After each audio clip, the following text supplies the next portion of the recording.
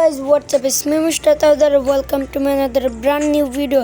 Guys, আজকে আমরা চলে আসছি নতুন একটা গ্লিচ নিয়ে। গাইস দেখতে পাচ্ছেন এটা কিন্তু আমার ক্যারেক্টার, কিন্তু এই জায়গাতে দেখতে পাচ্ছেন বাংলাদেশ টপ 199 লেভেল এবং রিজনে 1।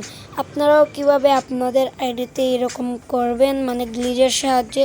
সো এখন আমরা এটি দেখিয়ে দেব। তার আগে আপনারা যারা আমার আইডিতে নতুন আছেন তাড়াতাড়ি সবাই সাবস্ক্রাইব করে দিবেন এবং সবাই লাইক করে দিবেন। প্রথমে আমরা বেরিয়ে যাব।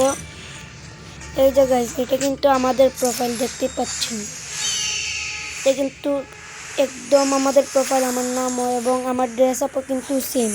সো প্রথমে আপনারা চলে যাবেন এই যে সেটিংস, যে ওই জায়গাতে চলে যাবেন, নামের পাশে কিন্তু আপনারা পেয়ে যাবেন।